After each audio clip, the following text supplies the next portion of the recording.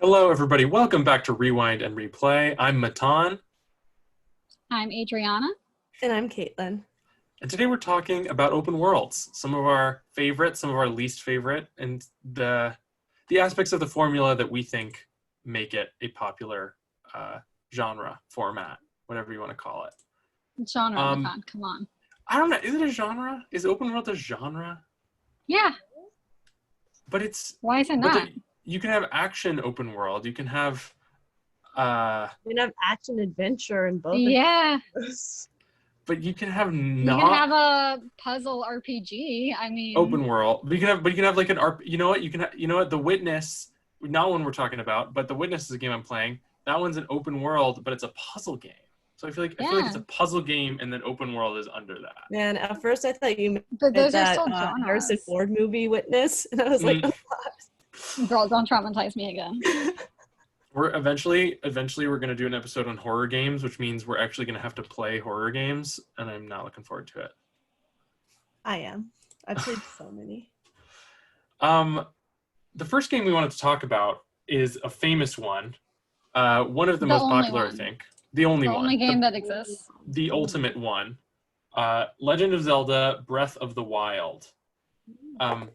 Adrianna, we've all played this, right? I haven't finished it because I was borrowing the cartridge from someone else, and then they took it back.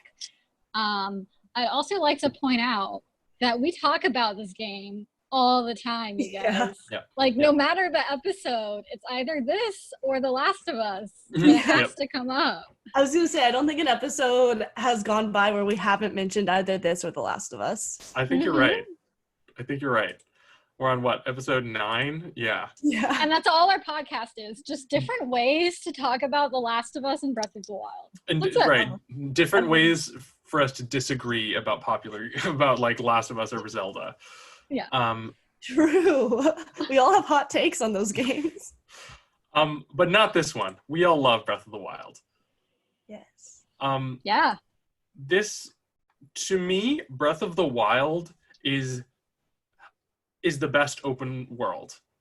The open world of Breath of the Wild, to me, is the best of any. And that's for a lot of reasons, but primarily, a lot of open world games strive for this, like, if you see it, you can go there, like, idea, sort of mentality.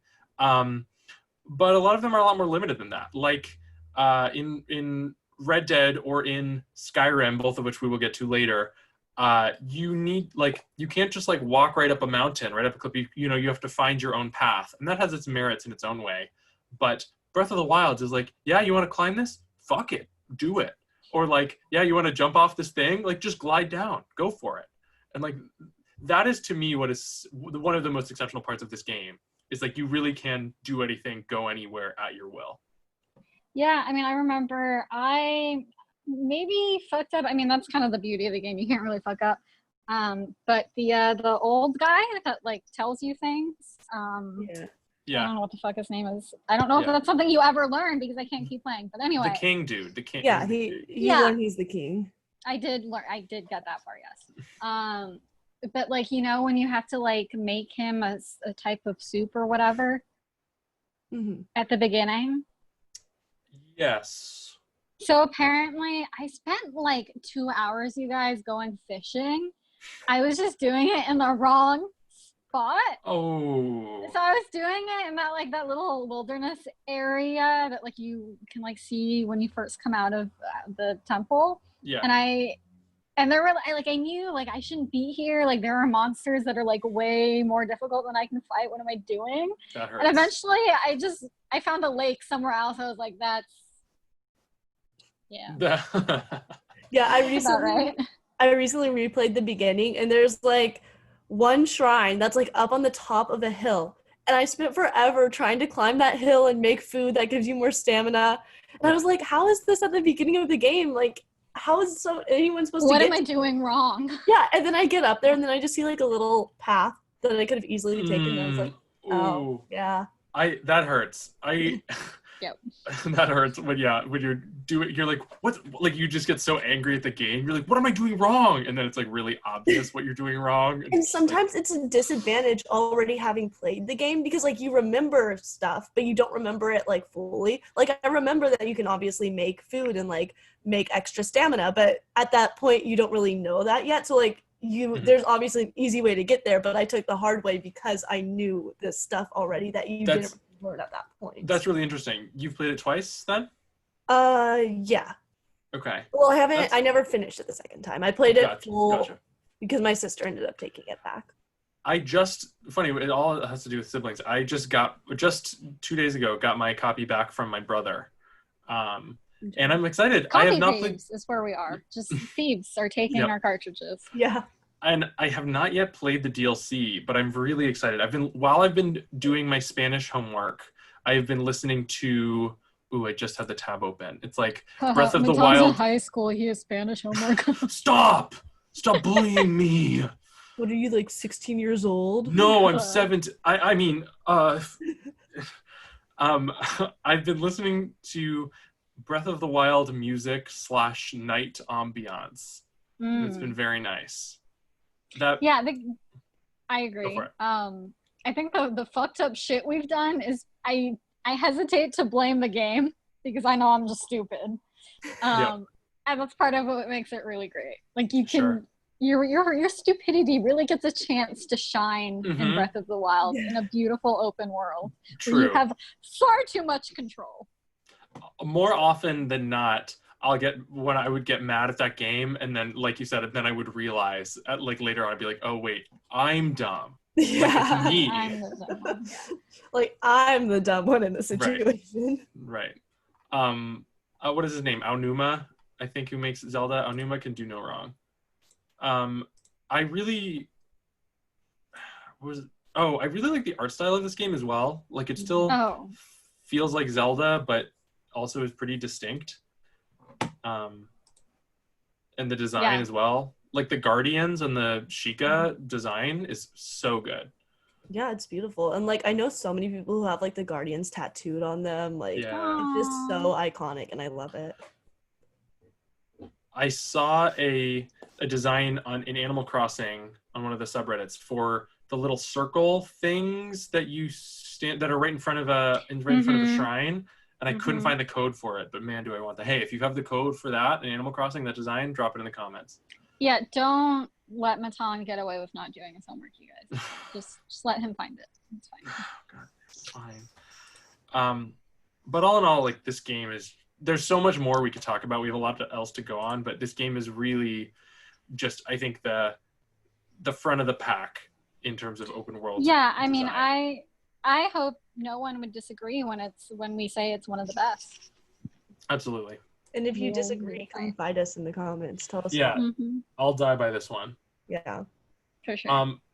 Next up is one neither of you guys have played, but I am a really big fan of. I finished it in quarantine. That is Red Dead Redemption 2. What's that?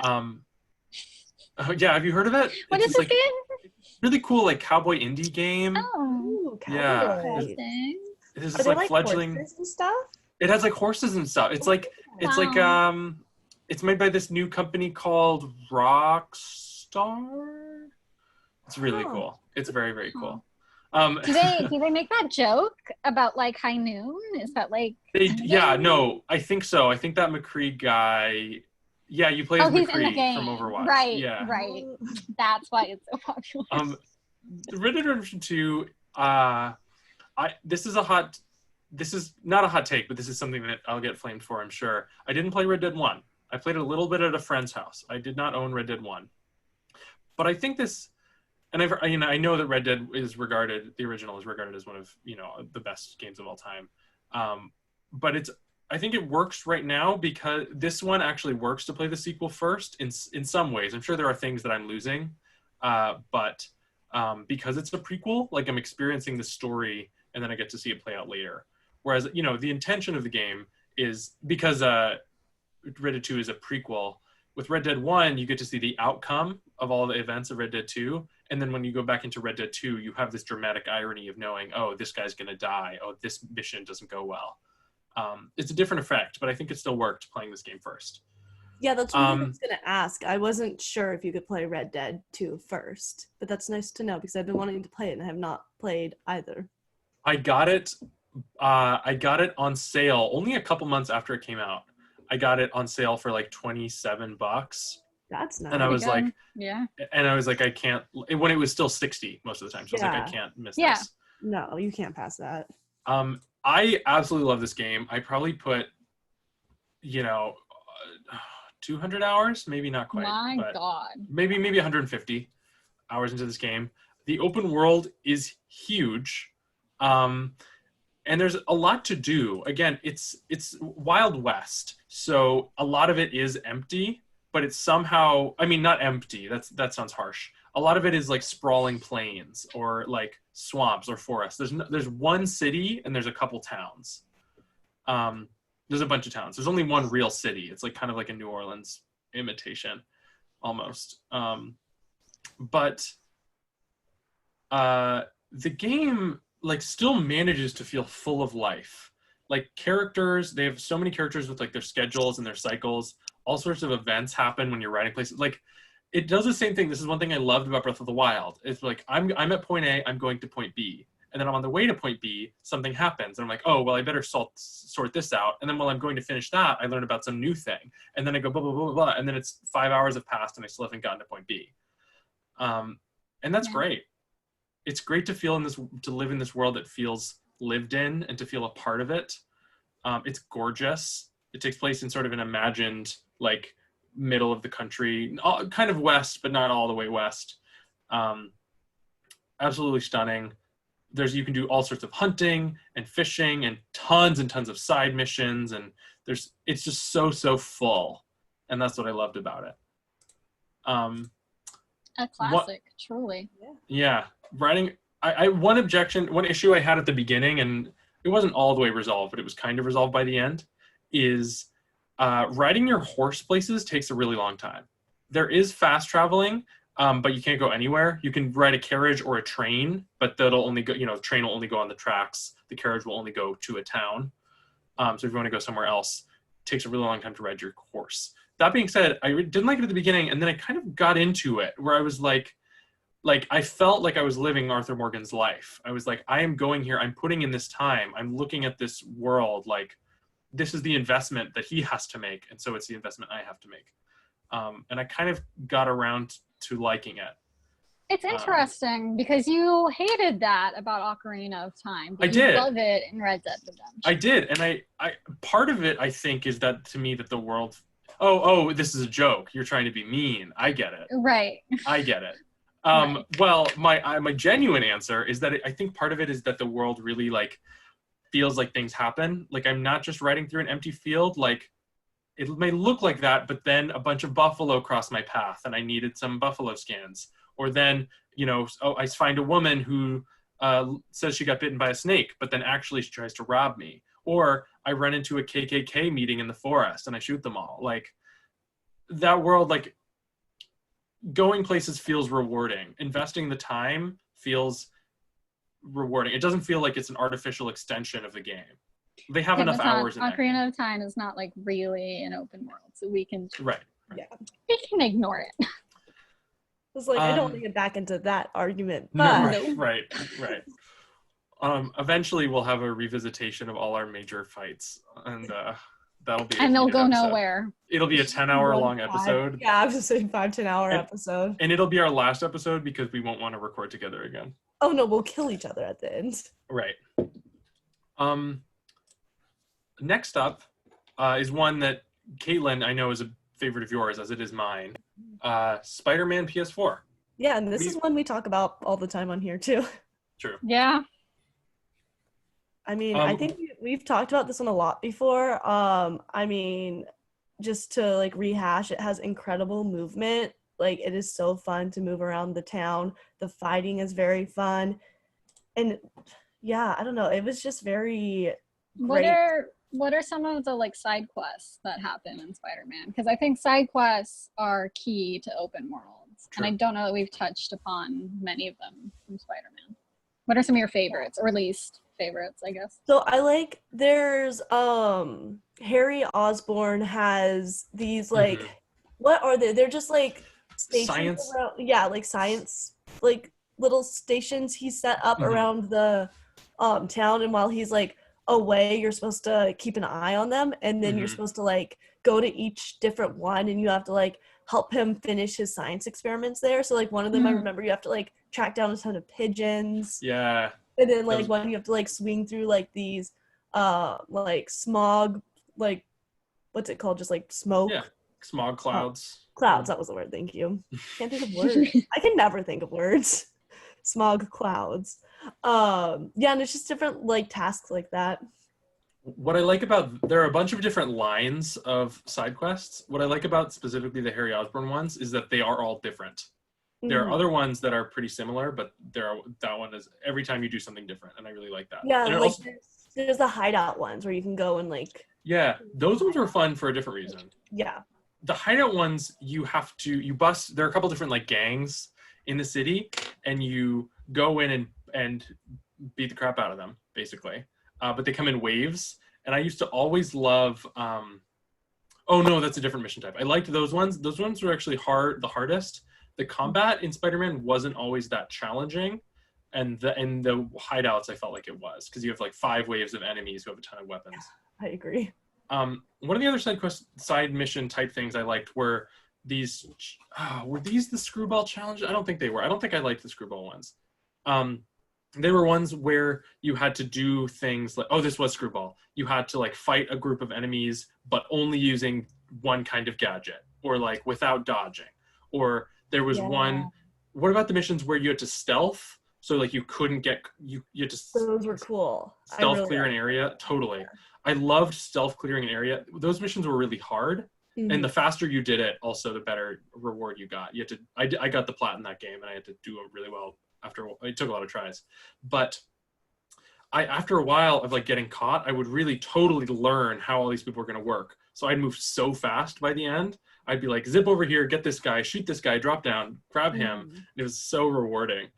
Yeah, and then this game, just like you were saying earlier, it feels very lived in, like the world, because you'll just be walking around and you'll see people, and like, I mean, New York is like full of people, and they really capture that in the game. They have people who will be like, hey, it's Spider-Man. Ooh, can I take a picture? Like, you can like interact, you can high five them, or you'll hear someone call for help, and then you go around, and then there's like enemies there. Yeah. It's just very cool. Specifically about the open world, again, I want to liken it a little bit to Breath of the Wild in that the movement is so crucial. I've probably fast traveled twice in this game because just going somewhere was so much fun.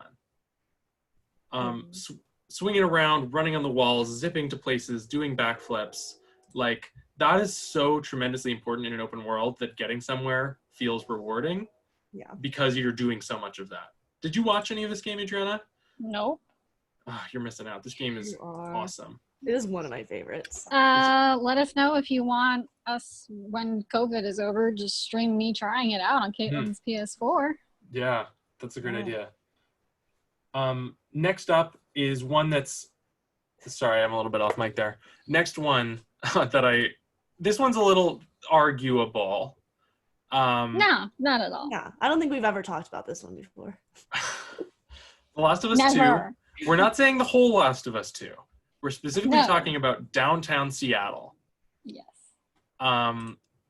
It is. I would say that it's sort of an open world within this linear game. What are my favorite parts of the game? There are even parts that aren't downtown Seattle that feel so open world, just because the combat areas are so big, and how you decide to kill everyone is unique.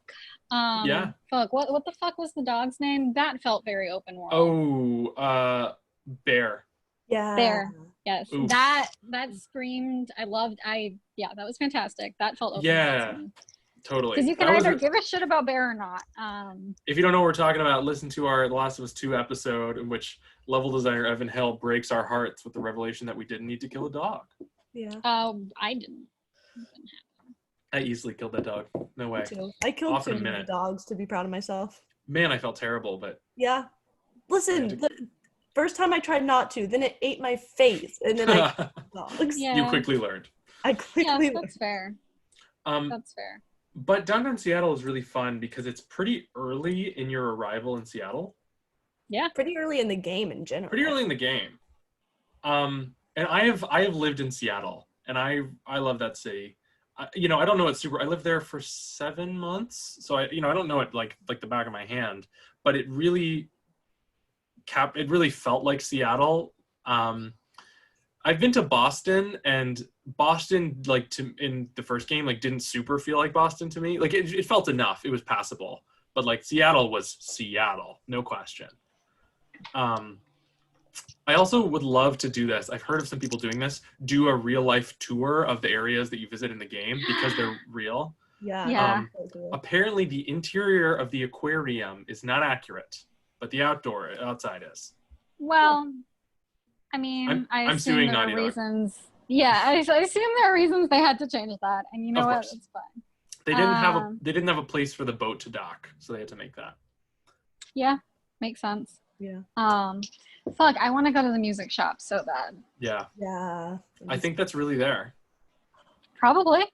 I don't doubt it for a second. I know this from the Donkey video. There's one place that is a Cheesecake Factory, but they changed the name. So the name is not Cheesecake Factory, but it is where the Cheesecake Factory is. Well, that's awesome. Dang. Yeah, I mean, I think, and one thing that's pretty notable with all the open worlds we've been talking about, I guess New York, but none of them really rely on the fact that these are real places made into an open world. Sure. But like you're saying, this is Seattle. And I think I want to see more of that in open worlds. Maybe I would like the genre more if they were actual places. Interesting. What I really liked about this part is that it really felt like it borrowed from Uncharted Lost Legacy, where that game, there was in downtown Seattle, there was so much to see. There were so many clues to other places. There were so many things to find. My favorite part, I think, was going into the bank where you have to crawl through this almost collapsed skyscraper. You get down there, they're infected in body shields, which makes them harder to take down. And then you get into the vault and find out that on Outbreak Day, a group was trying to rob a bank in the chaos, and then they got infected and locked in. And I think and then you get a shotgun for your efforts. Every place has a reward. Every single place. Yes. And I love the in-depth story of those places. It's not just there's some zombies down here that you have to fight. There's a story behind why they're there, why you're doing, it makes it very real. Absolutely. It was side quest-y. Yeah. Yes. Very much open world. It was, but that's what I love is it wasn't even hey, talk to this guy to start this mission. It's just if you find it, you find it. It's just there for you. And I love that. I was maybe 30 minutes behind Caitlin throughout the game. And I got to the bank before she did. I was like, Caitlin, have you been to the bank? Caitlin, have you been to the bank? Yeah. It was the very last thing I did in the downtown Seattle area. And she kept asking me. I was like, no, because I went, so the bank was over on the left side. And I went to the right. What'd you say? I really liked it, man. I know. Yeah, I went to the right and it was on the left. And so I made a huge circle around. Yeah, you went the other way. Stop along the way. And then I got to the bank. Yeah, we just started opposite sides. So yeah. But I love you did. But I love that. I had sort of this discussion with a friend of mine the other day. It is a story game. It's important. It's important that there aren't story choices in this game because you're playing a character. You're not playing you. Yeah. But at the same time, it's moments like these that give everybody their own experience. Yeah. Everybody got, when you're in the music store, you have that beautiful scene with Ellie and Dina. There's all sorts of little quips that you get to hear, all sorts of little interactions, things that you find that really make your experience of the story kind of your own. Yeah, exactly. I think it was really, really strong decision. And the next open world we have just came to PC. Maybe I'll get it, maybe I won't, probably won't. But Horizon Zero Dawn, super popular. I haven't played it. Who has? I have. You have? Yes, Matan, you have not, right? I've touched it. I've picked up the controller. Okay. Yikes. I liked it. It's not my favorite in the world, but I enjoyed it. I almost didn't finish the game. I think I was about halfway through, and I was like, I don't know if I want to play anymore. I was getting really frustrated with the combat, and then quarantine happened, and I was like, I have nothing else to do, and I finished it. And I'm glad I did. I really liked the story, but I just wasn't a huge fan of the game. What was wrong with the combat? Oh, you go first, Matan. I wanted to just little anecdote. You sent us that really funny video of that electric bird boss, but it fell through the ground. Yeah, okay, I was just looking through my Snapchats. I think it was earlier today, and I had completely forgot about that. And I was like, oh my god, that was so funny. So what happened was I was fighting this boss that was like this big like bird, but they're like all like robots in this game type things. So it's like a robotic bird. And somehow it like went into the ground. Yeah. And I like just couldn't. Yeah, I like couldn't beat it because it was just in the ground. Like it left, and then like, the battle music was still going, and like and occasionally the wings would like fly out, and like I'd see a wing come out from the ground, but I couldn't beat it. It was just so weird. And then I eventually just like walked past it and left. I think that's one issue, a common issue with open world games, is when you have such a tremendous open world that can be approached so many different ways, often you're going to have some glitches. Yeah. I think that's the most common issue that plagues the genre or format, whatever we decided it was. So what was wrong with the combat, Caitlin? Oh yeah, I was going to say there was another question. I didn't really like how the bow and arrow was used in this game. I don't know. It just, like, in The Last of Us, you can use it very stealth. Like, you can go around, you can shoot people. Like, they'll notice someone gets shot or they'll notice they've been shot, but they're not automatically like, oh, she's right there. And Horizon Zero Dawn, they basically are. They know exactly where you are right away if you shoot and, like, don't, like, just kill someone on the first shot. And it's hard in that game to do, like, a one-shot kill. Yeah. So I was getting very frustrated with that because I'm very much a stealth person when it comes to combat, and that game does not want you to do stealth. Gotcha. Like, you're supposed to be doing big battles, like, going straight in. You're not supposed to be doing stealth, and I didn't really like that. And, like, I called my sister when I was playing this game because I was like, how do I get past this one point? Like, I was stuck. I couldn't do it. Like, super frustrated because there were so many enemies, and I couldn't do it with stealth because they kept... Sorry. Bless you? Is that water down the right dying. Oh, no. Witness his death. Or it's the big Rona. Yeah, I was just saying he has coronavirus. But I'm sorry, please go on. Anyways, after that rude introduction or interruption, wow, words today. Where was I? Yeah, okay. You're calling Megan because you're freaking out. Yeah. And I was like, I can't do this. And then she was like, oh, well, the game like does not favor stealth at all. Like, you need to like set the battlefield and have that ready. Like, you can do that stealth, set the battlefield, and then start it. And then like have like chaos and like kill everyone. And I was like, I wasn't a fan of that. And it was very, I don't know. I just didn't like it that much. And then I ended up having to just go and like grind for a bit to get like a higher level and get stronger. Yeah. And then I came back and was able to beat that part, but it's still just not my favorite. It was okay. Yeah. I finished it. I did finish it. I played the whole game and it's a long game. Are you going to play the next one? Yeah, I'm going to play the next one. Like, I liked the story and I did like the final boss battle. I think, which is funny because I think my sister didn't like the final boss battle. So maybe it's just like how combat works. I don't know. Interesting. Yeah. I feel like an open world game, I feel like in order to sort of be thematically, but also by design cohesive, you kind of need to like allow for stealth a little bit. Like, I think you should. You need options. You need options. That's it. Yeah. Yeah, because it's open world. It didn't have that much. Yeah, it's not supposed to be linear, and so by taking that away, right, it feels less open. Right. Yeah. But overall, like you said, I've heard like pretty good things about this game. It seems like solid. It doesn't, not a game changer. Yeah, the side quests were all right. I definitely did not do all of them. I'm pretty sure my sister like platinumed this game. Like she did Nice. everything, which I'm like, I don't know how. I think one thing that was really cool, and she had to tell me this before to get me to do more side quests. She told me that the people you help along the way, they'll come and they'll help you at the final battle. Hold on for a sec. Adrianna, you there? Yeah, I'm there. Keep going. Sorry. Okay, sorry. My phone is bad, you guys. It's okay. So the people who help you on the side quests, or the people you help on the side quests, will come and help you in the final battle. And I thought that was just really, like, a great way. I love that. Yeah, because like it's not just like you help them and then whatever, it's over. It's like it actually affects the game, and I thought that was a great part of it. But before I knew that, I didn't really care about the side quests that much. Like they just weren't that interesting to me. Like some of them were, and I do a few of them. But it wasn't until she told me that I started like actually seeking out more of them. Another game did that. And Tales from the Borderlands did that. Yes, thank you, God. Woo!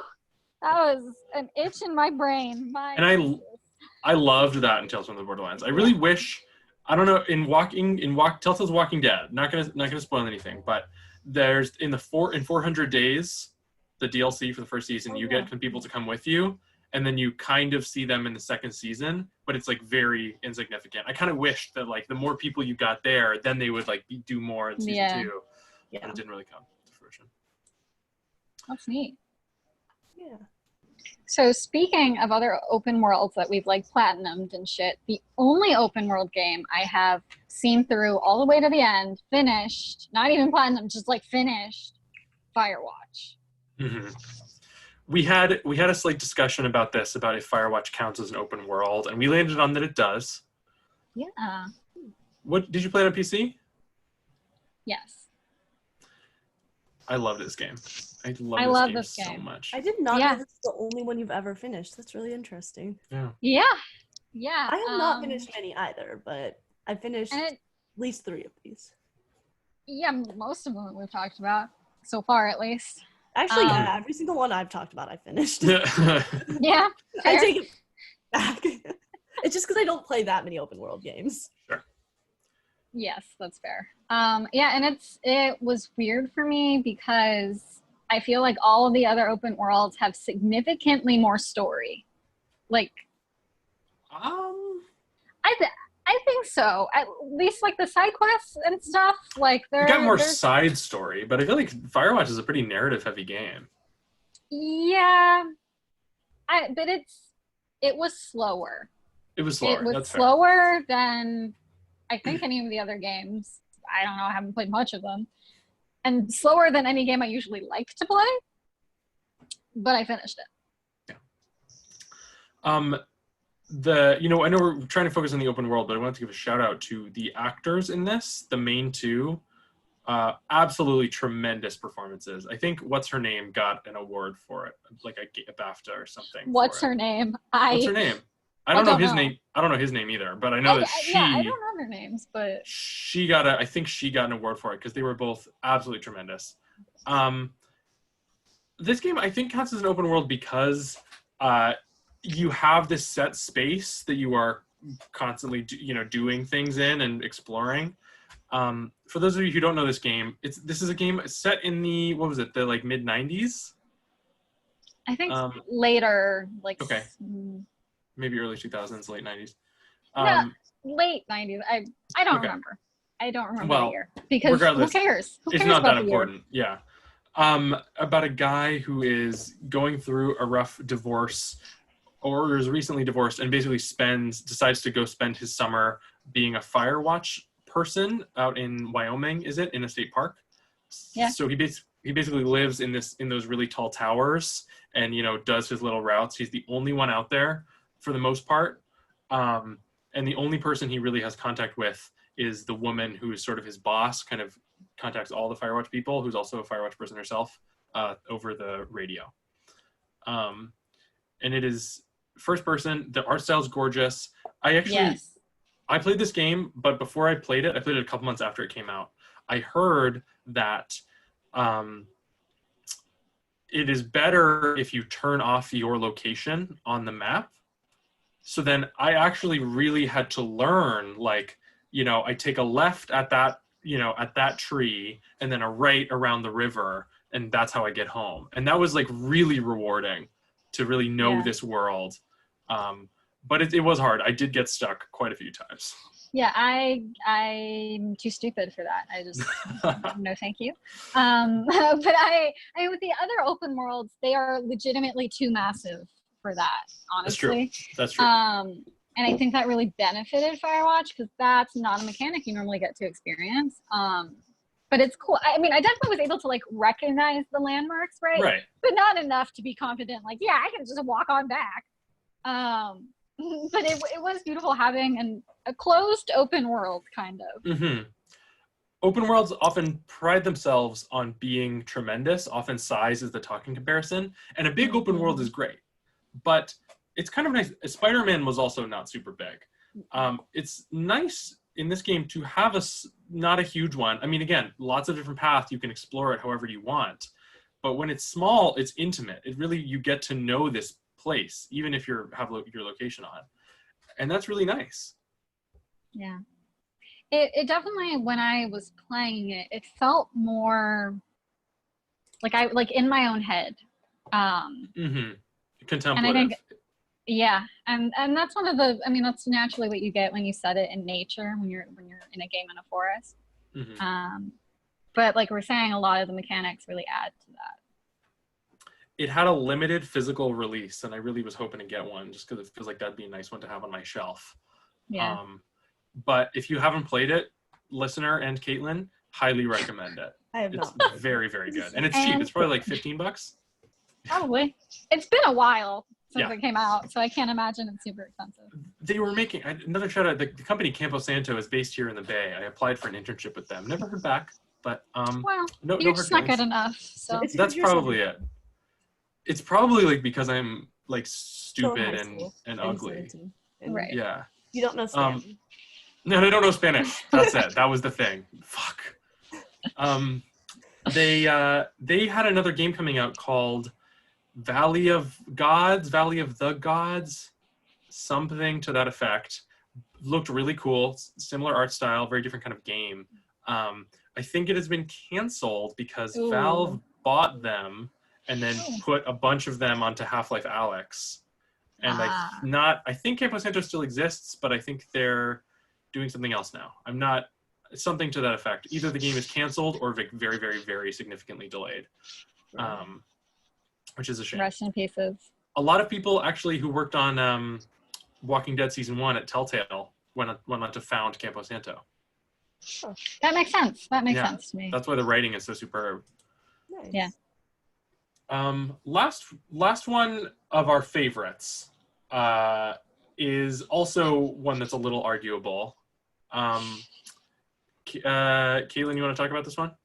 Yeah. Well, okay. First off, I want to know what classifies an open world exactly. That's my question. I think of an open world game as being like Last of Us 2. It has sort of an open world section, but the game is not open world. So that's why I think that is arguable, because it's like a mini open world within a larger linear story. Okay. Well, I'll just go into the next game. Because I still think this one's arguable as like a small open world, but I don't know. It's God of War, which is one of my favorite video games, and God of War, the new PS4 one. And this game is amazing. When I first got this game, it was the one that like came with the PlayStation, because my parents ended up buying a PlayStation, so they got this game, and they didn't really want to play it, so they let me have like the code for it, which was awesome, very nice. And I wasn't sure if I wanted to play it at first, and because I'm not like huge into like super fantasy stuff, and this seemed very fantasy, but then I didn't have a new game to play, and I was like, sure, I got it for free, why not? Yeah. And I played it, and I absolutely loved it. This game is so much fun. And Matan, you're a huge fan of this game too, right? Absolutely. Yeah. It's got to like PC gaming is the future. I don't deny that. But when people ask why I keep buying PlayStations, like, this is why. Like Last of Us, God of War, Uncharted, Ghost of Tsushima, like that is why I buy a PlayStation. Yeah. Because the exclusives are just incredible. God of War, I only had a little bit of experience with the previous ones. Yeah, I had no experience, so that's also why I wasn't sure about playing it. Mm-hmm. You don't need to know anything about them. You don't. I think it makes it better, but kind of like Red Dead 2. Like it is enhanced if you play the other ones, but you can totally do it on your own. Yeah, after I finished the game, I Googled a ton of stuff about it, and I was like, oh, that makes sense. That makes sense. Right. And then I haven't fully finished replaying it, but I was replaying with a friend, and we were playing together, and then Corona happened, and we can't play it together now. But as I was like replaying, I was noticing stuff that like I knew now because I had like Googled stuff about the earlier games. I wanted to, so we should clarify, this game is very narrative, but why we're saying it's the kind of open world bit is mostly the hub area. Yeah. I'm forgetting what it's called. It's on the lake where the world serpent is. It is basically I can't remember. Basically, you ride around in your canoe with Atreus, and you can go to all these different little areas and find, complete little side quests, find a bunch of enemies, get cool rewards, get cool gear rewards. Some of them, there's those weird big enemies that are really, really hard. Not the harpies. What are the other ones called? The guardians or something? It's on the tip of my tongue. Today's episode should be called "We Don't Remember the Names of Things." Yeah. Yes. Our vocabulary is not great today. But ancients. I think you're right. The ancients. And they have like really different hard. Names. Yes, different kinds. That was another one where, see, it's a little different from Last of Us in that The Last of Us, there's the downtown Seattle section. Like you go in there, you explore around, and then you move on, and you don't come back. And in God of War, you're constantly coming back to the hub world to go to different places. And so it's really nice you don't feel the pressure to do it all at once. You kind of get to keep exploring as you go. And there are some things that are locked behind abilities that you don't get until you're most of the way through the game. Right. Yeah, that's why I feel like this is a small but still open world. Also, this game is the one that doesn't have any loading screens unless like you die, right? Yeah, and I think that's a big part of it too, which is just incredible in the game. Like there's no loading screens. You just go. That's impressive. Yeah, when you're going like, because you can travel through like the tree. Basically, there's like doorways. The world tree. Yeah. Yggdrasil. Yeah, and you go. Okay. I need to play this game. It's so good. You just said my keyword. And now I need to. Yes, and now I need to play this game. Yeah. So what I'm saying though, you go through those pathways and you like travel through the tree, and so there's no loading screen. You're walking through there while it's like loading. That's how they disguise it. Yeah. Yeah, and I think beautiful. that's cool because you still get like dialogue there, and even like. This is kind of a spoiler. Should I say this? I don't know what you're going to say, so I wish I could comment. Yeah. Maybe don't. Err on the side of caution. Say it. Yeah, it's kind of a big spoiler, actually. Okay. It's just, that game, like, I'm a big fan of hub worlds. Love a good hub world. One thing, I think my favorite part about this is when you are canoeing to your different places, Kratos, the protagonist, tells stories to his son, Atreus. And Kratos is really not a talker. He really does not like to talk almost ever. He grunts, and it's so sweet. And so you get to hear these little stories about his life, and Atreus asks questions, and when you get out of your boat, he's like, "Later, boy." And then you have to like tell, and then when you get back in the boat, they're like, "Where were we? Oh yeah." And then they tell he keeps going on the story. It's so it is PS4 exclusive. Yes. Yeah. Again, that's why I have a PS. This is why I have a PS4. Salty tears. I know. And like later on, when you get the head, what's the head's name? Let's not say because that's a spoiler. Oh, is it? Okay. But yes, but you get a head. You get a dude. A dude who's a head. Yeah, there's a head, and he also. I like head. Who doesn't? But he also tells stories, and once Kratos is done telling like most of the stories towards the end of the game, like there's just so much extra dialogue in this game that I love. It makes it so fun to like continue playing even once you beat the game. So is there any way I can convince you, Matan, to relinquish your PS4 to me? Hey, when I get a PS5, I'll lend you my PS4. Dope. Yeah, you can catch up on all these exclusives we've been wanting to play. Because it's God of War, one of the greatest games of the last generation, and that hub world, the openness of it, really is a big factor of that. Yeah. No, and this one was so, like I said, so surprising to me. I was not expecting to love this game as much as I did, and it is one of my all-time favorite games. My friend platted it. I have no idea how. Those harpies are so hard. They're so hard. Yeah. I've gotten decently close. Whew, I'm impressed. Yeah. Combat is not my thing. Yeah.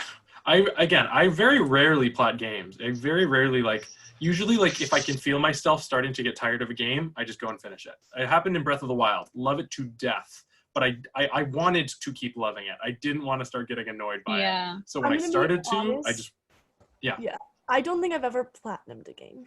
That's okay. I'm not a huge fan of doing all the extra side stuff and collecting everything. I like the story and I like some of the side quests. Walking Dead, you can plot in one run. Yeah, I was gonna say those are the only ones that I might have. Mm-hmm. Now that I'm thinking about it, because I think I looked it up on my PS4 relatively recently, and I think I had a platinum on the fourth one. Mm-hmm. Telltale would be great like that. Oh, if you have a plot, the fourth season of Walking Dead is the hardest one to plot.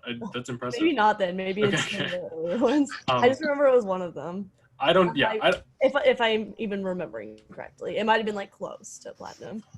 I don't do it much, but I finished Spider-Man and I wasn't ready to be done. I got relatively close on Spider-Man too. Yeah, it's not the hardest. It's not that hard. I like the direction that Last of Us took as well. Last of Us 2. The plot is a challenge, but it's not you have to beat it on every difficulty. I like that. It's a little bit more accessible. I'd love to. It's not insanely difficult. Right. I have a couple I'd like to plot. Uncharted 4 is on there, but that's a tough one. Yeah. So those are all our favorites. Yeah, now we get to the fun part of being controversial. I maybe, as you've picked up, I don't play a lot of open world games, nor do I finish them. And I own several. I mean, I think we've covered all the ones I enjoy already, so. Yeah, fair. That's all of them. So I have a giant list of things that just don't float my boat because most of them don't. One of them that I was so excited for, you guys. I really wanted to love this game. Yep. I just couldn't. The Witcher 3. I love Geralt of Rivia. I actually know a fair amount of the lore because I was so obsessed with the TV show. I made myself play 10 hours. Yeah. Wow. I'm right there with you. I'm right there with you. As much as I love Roach, traveling kills me. Yeah, it's really hard. That's again what we've been talking about this whole time. If it doesn't feel good to go places, I'm just not gonna do it. Yeah, I mean, they did what you were saying in Red Dead. When you're going, you see things that catch your attention, and you have side quests, and they lead you all around. And I liked that, but at some point, I just wanted to go back to the fucking main quest. I get that. I totally get that. And I was just so turned around by then. I was in a completely different part of the map, and it was. Yeah, it gives me FOMO. Sometimes I'm I just want to go finish this mission, and then I see 12 things on the road, and I'm well, if I don't do them, then I'm never gonna get to do it. And they're on the map with little dots, and I'm I need to do them. Yeah. Our lizard brain. I really don't. That is very similar to a reason why I don't like one of the other games on here, and we will get to that. I want to say it was cool. My mom's partner often gives me sort of themed gifts. And one of them was a bunch of the Witcher books and Witcher 3. And so I read all the books to get ready. It was. And I love those books. I didn't read all of them. I didn't read the last two. Loved those books. And then I got into the game and it just never clicked. Mm-hmm. Yeah. It's unfortunate. I have a lot of respect for it, but I just couldn't get into it. Oh yeah, it's an insanely popular game. This is, but. Yeah. Yeah. It doesn't happen. Yeah, I think the next one. Oh, you go, Caitlin. I was just gonna say I still have not tried this one. I'll Almost. give you my copy. What? I'll give you my copy.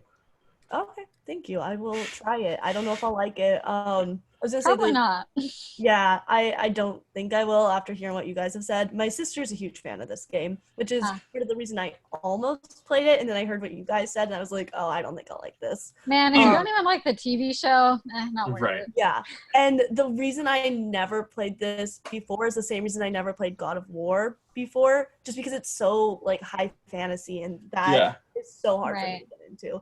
And yeah, and so I just like kept putting it off, and then now I hear what you guys are saying, and I'm like, I don't think I'll like it. It's sorry, go ahead. Oh, I was just gonna segue another high fantasy super popular series that none of us like is Dragon Age. Oh, we suck. We man. suck balls. I really a friend of mine. This one. We all have played Dragon Age. A friend of mine is a tremendous Dragon Age fan. He will just go on and on and on and on and on about it. About all the takes on Dragon Age 2 and what they did wrong and all that. So he loves Dragon Age Origins. It's his favorite. He bought it for me as a birthday gift a couple years ago. Dude, same. Really? That's so Our friends the same person. But he sat me down to play it. I think we tried it twice. I really do not like that game. I actually, again, I made myself play a lot of it, and I was liking it. I only got like 6 hours in though, and then the game started to glitch, and I was like, no, not fucking worth it. Like, no, that's fine. I enjoyed it, kind of mostly, but no, I'm good. Yeah, I think I tried Dragon Age Inquisition. It's been a few years, so I don't quite remember, but I think I put like 3-4 hours into it, and then I got to this one battle, and then it's turn-based, right? The battling. Ish. It's turn-based ish. Not really. Well, it's like you can like stop ish. It's ish. You have to like stop it and then like set every single character to do something, and then I mean, you don't have to, but yeah. Okay, well, I didn't know how to play at the time. My sister, again, huge fan of this game. She was trying to tell me how to play. That's how she was telling me how to play it. Maybe there are different ways. Oh, no, that's probably the way. I hated the combat. I hated the combat. And, like, she was like, this is how you have to do it. She would, like, tell me. I thought it was so dumb. Like, I can't do it. I hate the combat in most of these games, too, actually. Yeah. Yep. Yeah. It was stop and start. And I don't like it. Give me a straight-up turn-based. Why am I controlling all of these characters? Why am I not just controlling my character and then they're doing like NPC stuff? Like, I think that you can set them to do that. You can, but it's not good. Yeah. Right. No. Yeah. Shout out to though Final Fantasy VII Remake. Very cool system. I played the demo where you are, it's based on it's a remake of a turn-based JRPG. In this one, you play as one character. It is not turn-based. But you can, while your companions fight while you're fighting, and then you can switch to your companions in the heat of battle. So you're playing as Cloud, getting up close. Then I played something like that. This actually might be what you've played. The Tales of series, like Tales of whatever. Vesperia? Yeah, I mean, it's a series, right? So it's a bunch of different names. They do that too with their combat. Maybe I did. My sister has one of those games. I know you guys like talked about that. Yeah, it might have been it. I don't think I ever played that one though, but maybe when I was younger, I don't know. But I don't use that mechanic. Yeah, because you can just not use it. Yeah. Yikes, you guys. Yeah. So another high fantasy one that I think you are not a fan of, Caitlin. Well, anyway, clearly none of us are tremendous fans of this, but this one is really what's going to be our undoing. This is the one I think that's going to break the camel's back and get us all canceled. Skyrim. Could not do it. I got maybe an hour past character creation. I don't even know which Skyrim I played.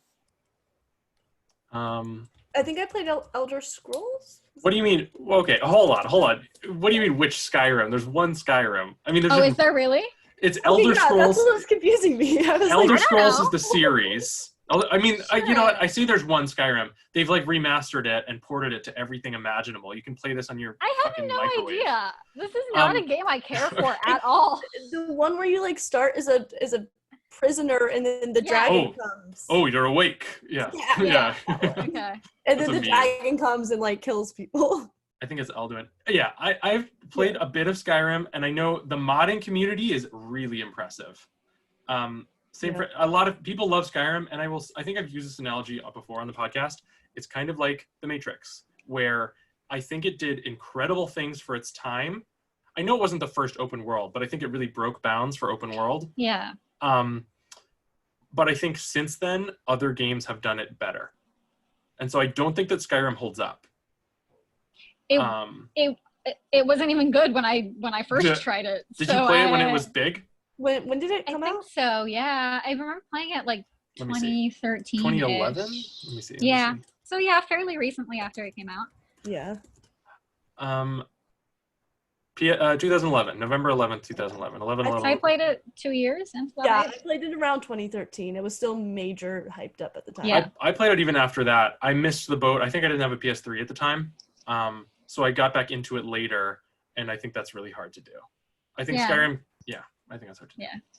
It's rest in peace is us. The internet should now hate us. Yep. One last thing I wanted to say is that, Caitlin, you brought up a really good question about what is an open world. And, gaming's crazy. Gaming is so new. I don't think we have really good definitions for anything. But maybe the most agreed upon one, right, is where you can roam freely in a virtual world, and the player has freedom in choosing how and when to approach objectives, right? You get to pick and choose. The world is at your leisure. Right. And what I did a little bit of research, and the roots of open world gaming can actually be traced as early as Go, the board game. Yeah. What is it? Is that Chinese? I don't know. Wow, Go wow, how interesting. Right. Oh. And what I was thinking about that's interesting and maybe explains why so many of these open world games are fantasy games is that Dungeons and Dragons is an open world game. That's true. And maybe why I hate these open world video games is that they can never match up. Sure. They will not live up. Yeah. I don't know. It's an interesting idea. I did just did a quick Google. Go, probably the world's oldest board game, is thought to have originated in China some 4,000 years ago. Yeah, it's ancient. Wow. Very interesting. That's insane. Yeah, I agree with you. I think games, video games exist, I think, in large part because of Dungeons and Dragons. I think there's a tremendous, tremendous influence. But I think you're right. Like, we're never going to match that level of freedom. Or I don't want to say never. We have not and will not for a while match that level of freedom that you get in a campaign that has all people are creating. But games like Divinity Original Sin 2 or what's it called? Pillars of the Earth. Pillars of Eternity 2, Dead Fire. I think Pillars of the Earth is that novel. No, that's another. And Follett. Maybe I'm thinking. Yes, I know what you're saying. Sorry, my mom read that. Apparently very good. Yes, anyways. Yeah, those two games are more directly trying to be like Dungeons & Dragons or other tabletop RPGs. And they're popular. They are extremely popular games. They still miss the mark. There are things that you can do in those games that you can't do on tabletop RPGs, but I don't think it's an even trade. I think tabletop you can do a lot more. One game that is coming out that we'll see if any of us like, is Solasta, Crown of the Magister. Not familiar. It's, again, marketing itself like the other two, Divinity and Pillars, did as D&D-esque. I don't think they're branding themselves as open world, but it looks like the visuals that I've seen look like it. So we're in an exciting age of open world games. Adrianna, I just Googled it. What is SRD? Do you know what that is? Yes, I do. I don't know. I cannot remember. Standard rules? Rules. System reference document. System reference. Okay, gotcha. It says Solasta is an upcoming turn-based tactical RPG based on the SRD 5.1 rule set. They are actually integrating D&D, like dice rolls and things, into it. Cool. So we'll see.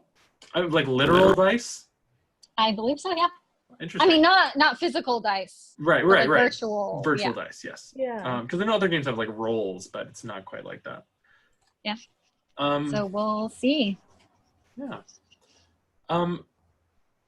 those are most of the ones that we hold issue with, at least the most popular ones. But we wanted to talk a little bit about, sort of in summation, to wrap this whole conversation up, what makes a good open world good and a bad open world bad? I mean, I kind of think they're all bad, so don't ask me. That's not true. You like Firewatch. Just Firewatch and maybe God of War. You like Zelda Breath of the Wild. Yeah. But I haven't played enough of it to have an opinion on that. I played like 15 hours maybe. Why did you like Firewatch? What about that world drew you? The narrative. Okay, well that's, doesn't really, okay. All right, okay. Yeah, Caitlin, yeah. I'm gonna ask you. Caitlin, what makes your favorites good, and what makes, what do they do that makes them successful whereas others have failed? I think Adrianna said it well with narrative. I think narrative is a big part of it for me. It has to have a really strong reason why I'm doing what I'm doing and why I'm going these places. And it can't just seem like I'm just going here because the game wants me to. I need to feel like I'm actually in this world doing this for a reason.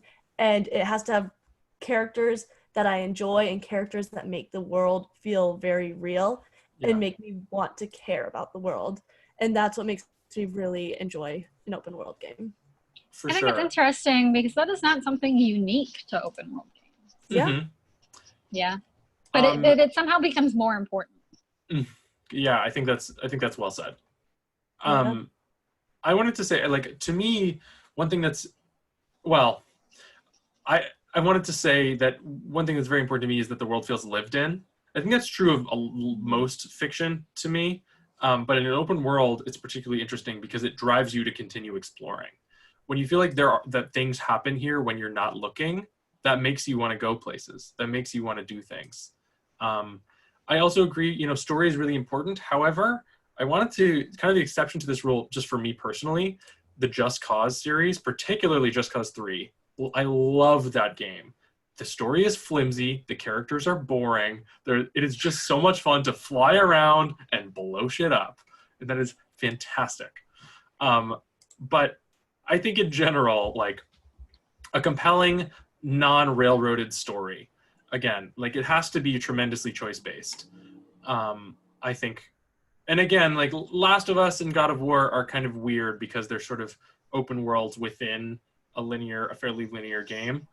So I'm not really regarding those. Same as Firewatch. Sure.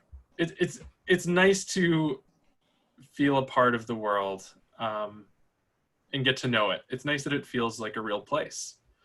And that's one thing that Firewatch did really well for me. I also wanted to give a quick shout out. I want to give a shout out to Ghost of Tsushima. I actually haven't played it myself yet, but I'm very excited to. The integration of minimaps like compass and waypoints is important because I like exploring. I also don't want to be lost for a very long time, which happens sometimes. Yeah. But at the same time, I don't want my experience in an open world to just be going from waypoint to waypoint, from like highlighted, thing on my minimap to the next one. And so I'm referencing Ghost of Tsushima because as I've seen and heard, Ghost of Tsushima has a diegetic solution for this, in that the wind blows you to your next objective. The wind blows the grass and the trees to sort of show you which way you're supposed to go. Oh, that's cool. I think there are some things that like birds lead you to. Huh. So interesting. Right. So like I can know which way I'm supposed to go, but I'm also not constantly pressured to go somewhere else because it's not like I have a glowing, white dot constantly saying, "Hey, go that way, go that way." Like the wind is subtle and it's in universe, and I like that a lot. That's really cool. That does sound really fun. And I think you hit upon one thing that open worlds need to have to stop us from quitting immediately, and that's good travel. Oh, yeah. Yes. I like Spider-Man's web shooters. That sounds amazing. I've not played the game, but like that sounds the best thing ever. Right. Yeah. You spend so much time traveling in an open world game. Make it fun. Make it engaging.